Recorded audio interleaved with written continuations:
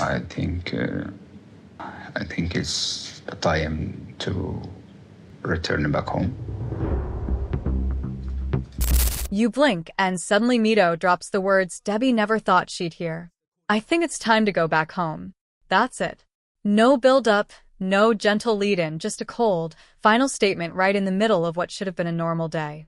Debbie's face falls apart in real time, the hope in her eyes replaced by this raw, unpredictable panic.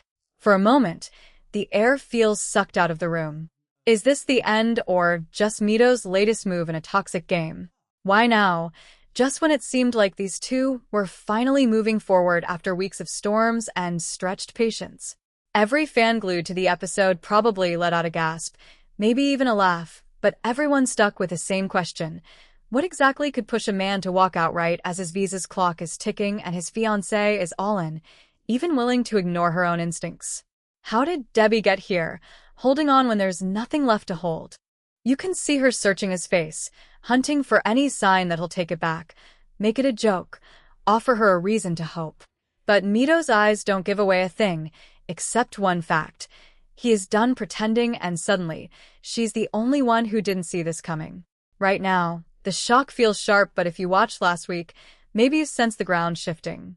Mido's silence after another awkward dinner, his half-hearted smiles, Debbie growing more anxious, painting over problems because the alternative scares her more than any harsh reality.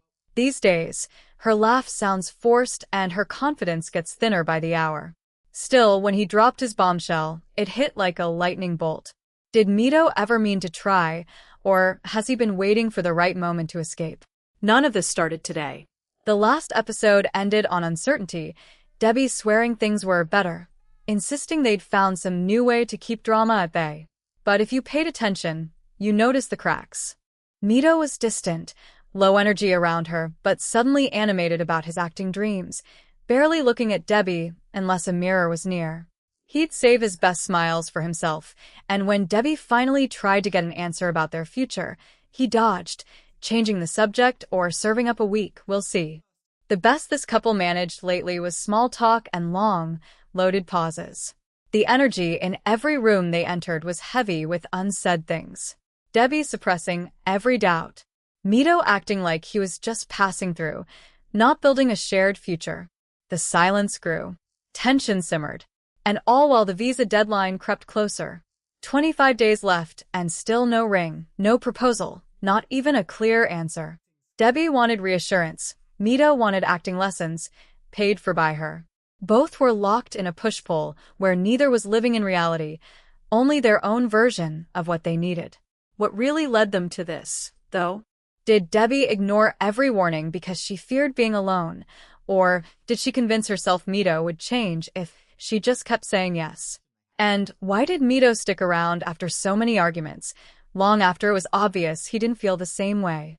Was Hollywood calling louder than love, or is there something else behind his timing? The sheer desperation in Debbie's eyes in that chapel hurt to watch, more than any insult or fight. No amount of begging or logic could stop what was coming next. So now, with Mido's words echoing in her mind, Debbie stands at a crossroads, fight for what's left and risk total heartbreak, or let go before she loses even more of herself. But who's really holding the power in this mess? Is it the person ready to walk away, or the one so scared to be left behind that she can't see the writing on the wall? As the episode cracks open, nobody can predict who'll flinch first. Will Mido really leave for good, or is this another test to see what Debbie will sacrifice next? And if she lets him stay, after all this, what does it say about love, trust, and the lies we'll tell ourselves just to avoid being alone? Previously, the tension between Debbie and Mido felt like living in the eye of a never-ending storm. The last episode wrapped with the promise of better days, at least, that's what Debbie wanted to believe. She told the cameras things were improving after that massive Halloween blowout, the kind of fight that leaves you drained for days. But behind the scenes, viewers could spot the cracks widening. Mido rarely met her gaze. His words grew clipped, every argument ending with him sulking and blaming her. You could sense it, couldn't you? The peace felt fragile enough to break from a single raised eyebrow. Tonight, they're sitting together, trying to fake smiles like a pair of awkward party guests who got seated next to each other by accident. There's always an invisible wall between them, something you can't quite name but can sense in the way Mido stretches away from Debbie on the couch, how Debbie's laughter sounds like it's performing for a crowd that isn't impressed. Why does this meeting matter? Because through all the mess, Debbie's still hungry for the movie ending. She's ready for closure or a miracle, whichever comes first. And Mido? He stays, but it feels more like stalling than fighting for any future. As soon as Debbie drops her guard, Mido finds a reason to mention his acting career. This is where you can't help but laugh, because the man's more invested in landing a Hollywood agent than building a life with Debbie. The only time his face lights up is when there's talk of cameras or scripts, not proposals. He floats wild dreams about joining the ranks of Denzel and Tom Cruise. Every time Debbie tries to steer the topic back to their relationship, Mido slips out of it like a magician. Somehow, she keeps hoping he'll turn into the partner she wants if she just doesn't ask too many questions.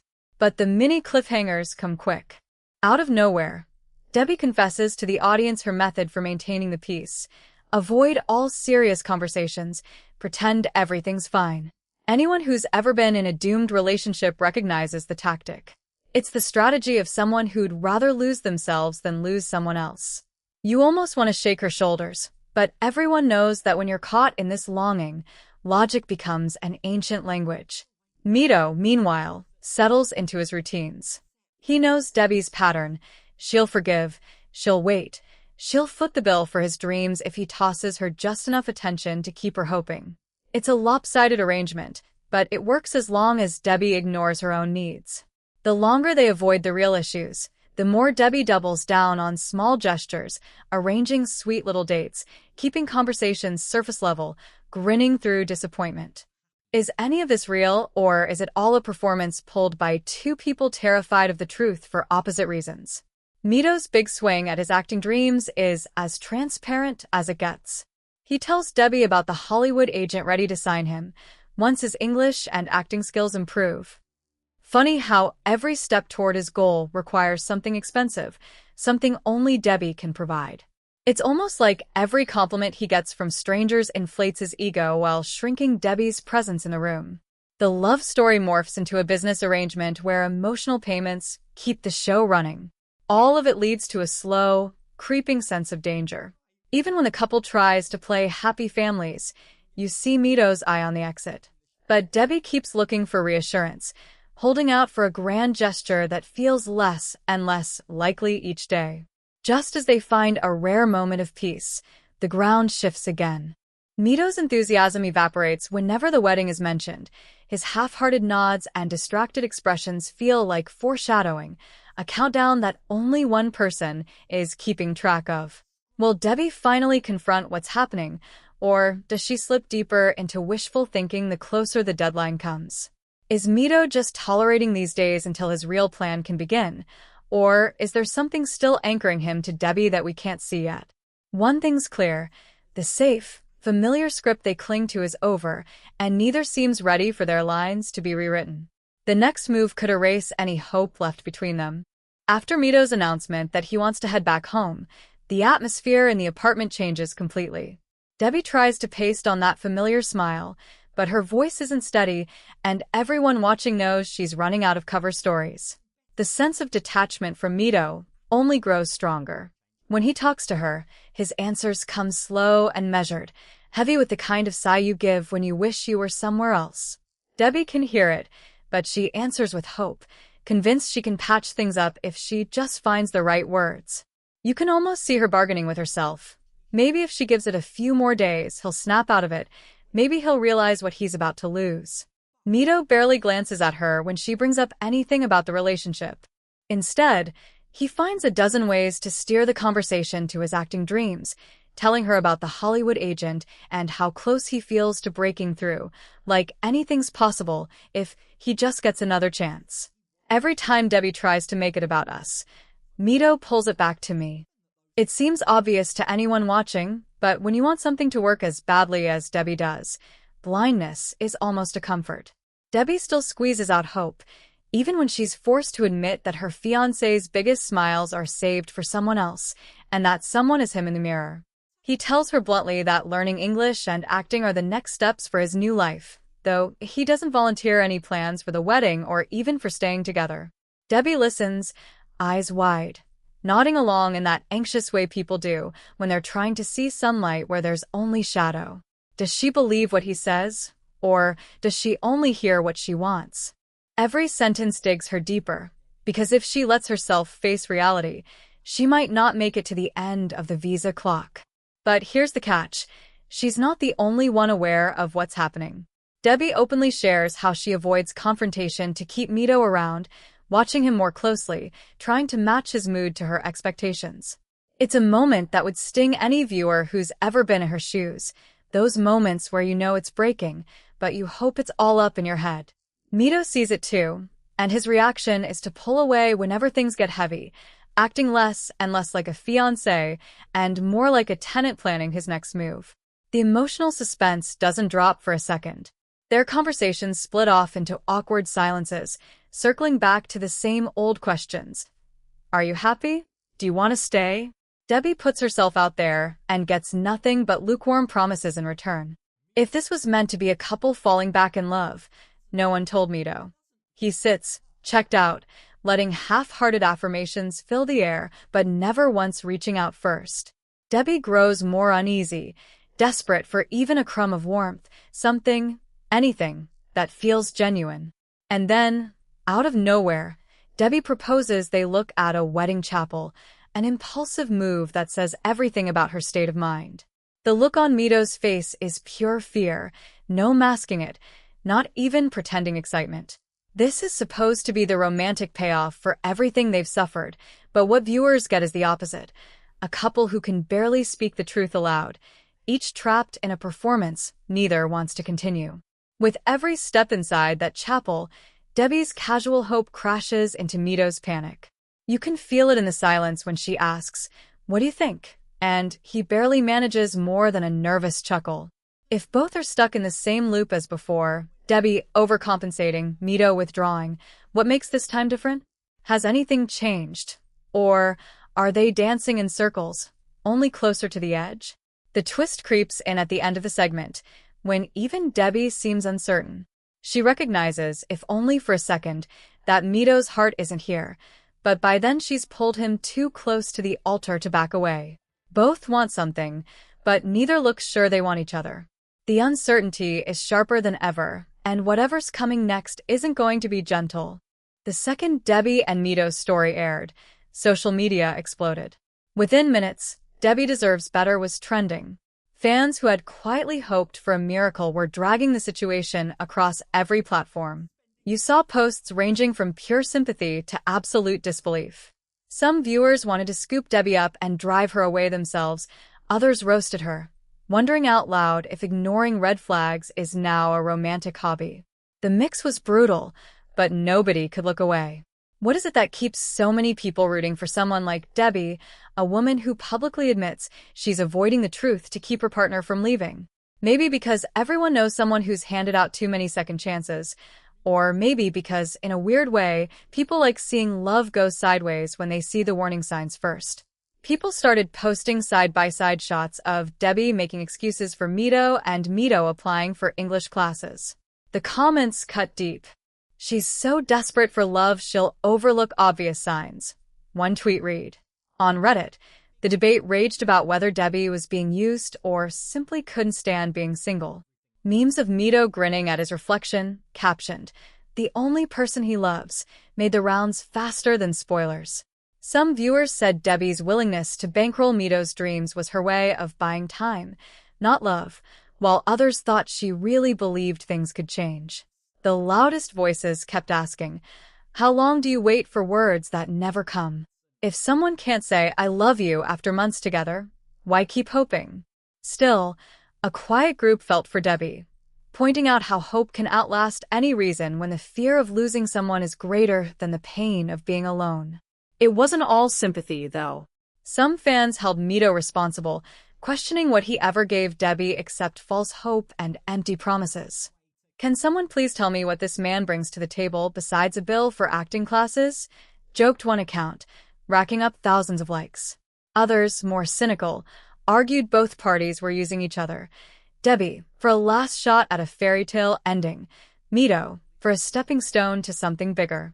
One popular thread even asked, if you were Debbie's friend, would you step in, or let her crash and burn? It tore the comment section in half. People didn't just judge the present. They dug up old clips. Flashbacks to Debbie's daughter warning her, to friend interventions, to every time Mido refused to answer direct questions. It became a timeline of ignored advice, each ignored moment feeling heavier in light of the newest bombshell. The internet wanted to know, was this always going to end in heartbreak, and could anyone have stopped it? Does pointing out red flags matter when someone's already convinced themselves they know better? If you were in this situation, would you listen to friends, or think you knew what was best for your own heart? Suddenly, everyone watching found themselves replaying their own relationship mistakes, measuring their logic against Debbie's hope. Overlay all this with live reactions on watch parties across the country, gasps spilling over in group texts, shock turning to laughter, laughter fading into awkward silence when someone wonders, wait, is this getting too real? That's the strange pull of a train wreck you see coming. It becomes impossible to look away, even as you brace for the disaster everyone knows is moments away. When Debbie drags Mido to that wedding chapel, timelines blow up with people shouting at their screens. Why are you doing this? He's already told you how he feels. But the questions pile up. Is Debbie hearing something we don't? Is she pretending for the cameras? Or is hope blinding her beyond recovery? For every voice calling her delusional, another preaches that sometimes you have to see the break to believe it. It gets messier when fans revisit every time Mido's mood shifted. Rolling tapes of him coming alive over acting dreams, going blank when marriage is mentioned. People pointed out, he's got more energy for a role than for a ring. The phrase red flag factory starts popping up, painting Mido's every move as calculated, even if he never says it outright. Others play devil's advocate, hinting maybe Mido really did feel trapped, that maybe he never thought Debbie would take things this far, or that cultural gaps played a bigger part than anyone's admitting. What's true, and what's a convenient excuse? It's hard to pin down, with both sides playing up their version of the truth. Ask yourself, if your partner spends more time pitching their next career move than talking about a wedding, how long until you wake up to reality? Would you have staged an intervention, or let them flounder, praying they'd see sense before heartbreak sets in? The episode gives viewers no clear villain. Instead, it offers layers of self-defeating hope, mixed motives, and a pile of choices that look worse the more you rewatch them. Anyone who claims they'd never let this happen to them starts to remember the times they took someone back, or gave third and fourth chances, trying to fix what was never theirs to heal. Maybe that's why the judgment hits so hard, because it's never just about the couple on screen. But here's where opinions split. Some see Debbie's persistence as brave, others call it self-sabotage. Some think Mido's honesty at the end, his blunt, empty tone, was mercy, while others see it as final proof he never cared. Social media can't decide if this is an act or two people stuck in patterns they can't break. Are we all watching the slow burn of a breakup, or will some last-minute twist upend everything? Comments sections start lighting up with theories. Is Mido manipulating Debbie into making the decision so he can leave with a clear conscience? Or is Debbie setting herself up for public sympathy later on? Is this whole marriage plan a distraction from facing the truth? Or is something deeper keeping them from letting go? For every confident prediction, there's a counterpoint, a what-if, a maybe. It keeps the suspense wired tight, never landing long enough for anyone to settle. As the episode grinds toward its next big moment, one thing is certain. Everyone watching is desperate for the payoff. Will Debbie finally hear what Mido's actions are screaming, or will she double down on the dream one last time? All the fan debates, all the arguments, all the memes and theories line up on the same question: who is about to break, and who will be left holding the regrets? In the next scene, one subtle shift could flip all the expectations upside down. Something is about to give, and nobody watching thinks it's going to be easy. Debbie stands there with her hope slipping through her fingers, tears gathering while the chapel air presses down like a warning.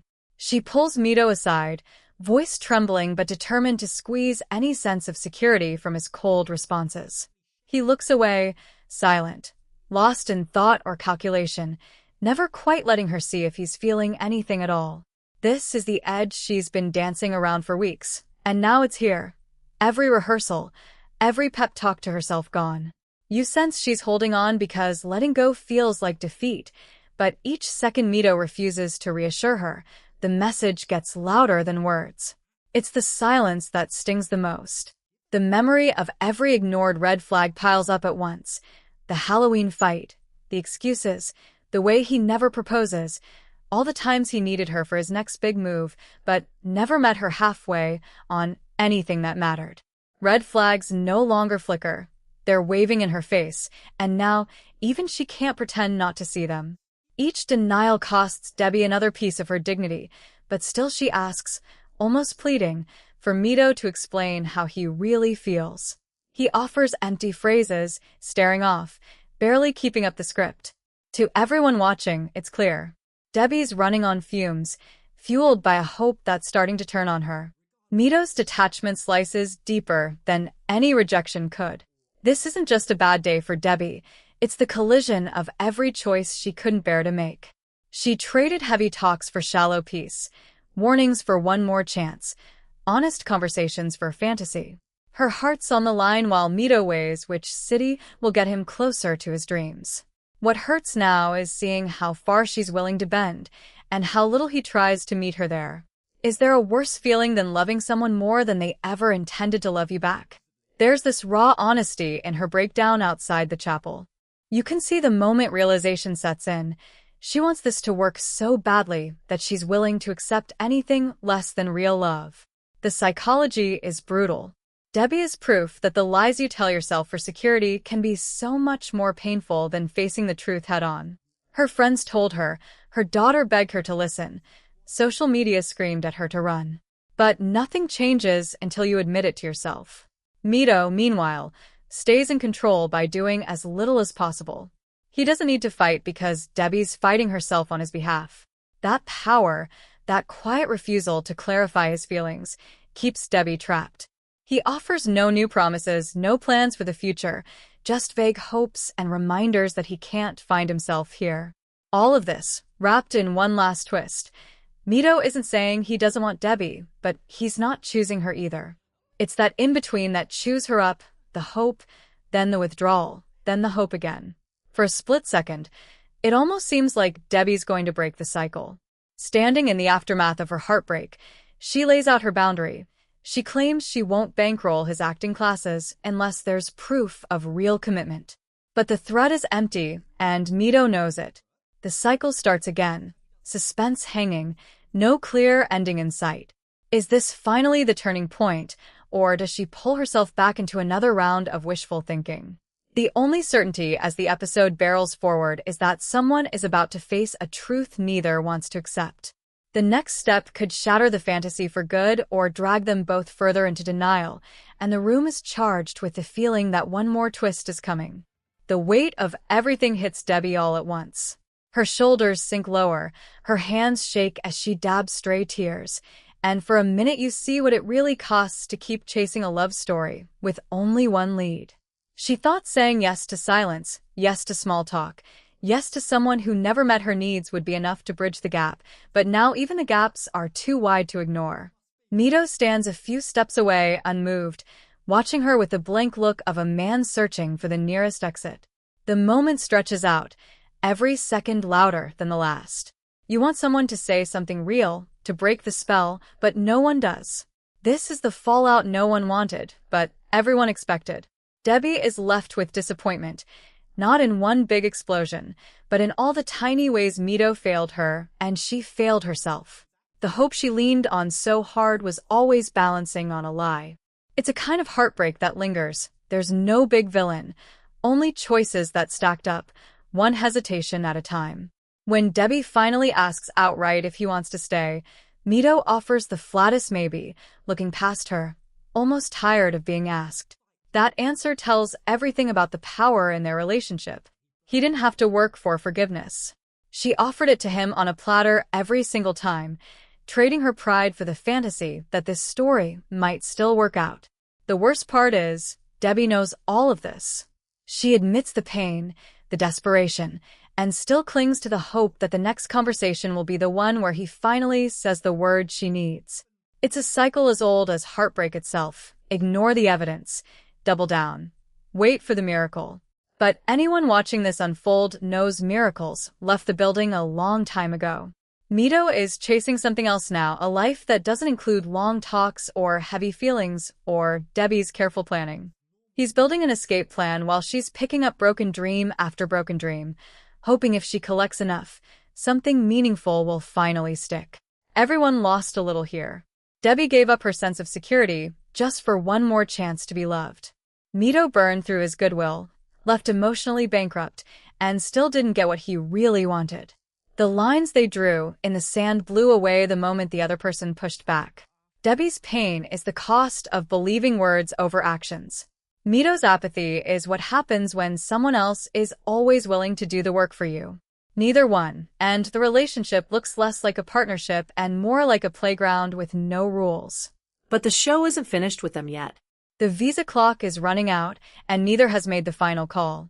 Is this quiet goodbye or the setup for another desperate attempt to piece things together? Debbie just put down her last card. No money for acting classes without real commitment, but Mido still has plenty of ways to play for time. The next episode promises rising stakes, another uncomfortable meeting with friends or family, Mido's patience running thinner, maybe even a confrontation that finally spills all the secrets each tried to keep hidden. As social media keeps buzzing about who's right, who's wrong, who needs to run, and who needs to wake up, the story pulls tighter. You've watched Debbie rationalize her way through every setback, and Mido stayed attached to the point of invisibility, but the next twist might shock everyone. What if Debbie finally moves on, stops begging, and leaves Mido with nothing but a suitcase and his lost dreams? Or, and this is the question nobody's ready to answer yet, what if she takes him back again, proving once and for all that the hardest truth isn't losing someone, but realizing you lost yourself? Right at the threshold of a real decision, the two of them stare at each other across a chasm only honesty could cross. Neither moves. For now, the fairy tale has collapsed under its own weight. There's no dramatic rescue, no teary mutual confession, only the long silence after hope dies out. The episode closes with that silence bouncing off empty chapel walls, each echo louder than the last. You wonder, when the cameras swing back next week, what will be left standing? Will anyone have the courage to break the cycle, or does heartbreak still have another act to play out? The answer is closer than ever, but still just out of reach. If you want to see what really happens when a desperate love finally runs out of stories to tell, wait until you see what unfolds in the next episode. One secret slips, one promise breaks, and the fallout will change everything for Debbie and Mido, whether they're ready or not.